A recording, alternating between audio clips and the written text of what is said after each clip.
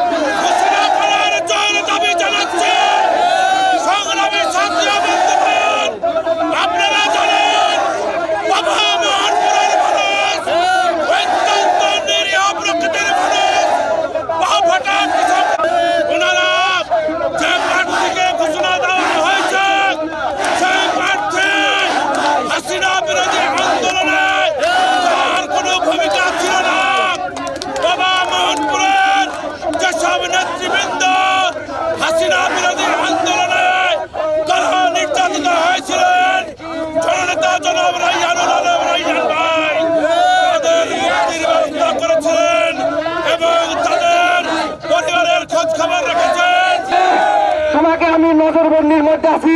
তুমি ওই মোহনপুর থেকে গাড়ি নিয়ে রাজশাহী কোর্টে আসো। রাজশাহী ভাই কোর্টে এসে দেখছি আমাদের মুসলিম নেতা, আমাদের মাস্টার ভাইয়ের স্ত্রী বসে আছে, গ্রেপ্তার হয়েছে মাছধর। আমরা দেখেছি তিনি বলেছেন আমি এই মামলার যাবতীয় খরচ বহন করব। তুমি মামলাতে লড়ো, এদেরকে জামিন করতে হবে।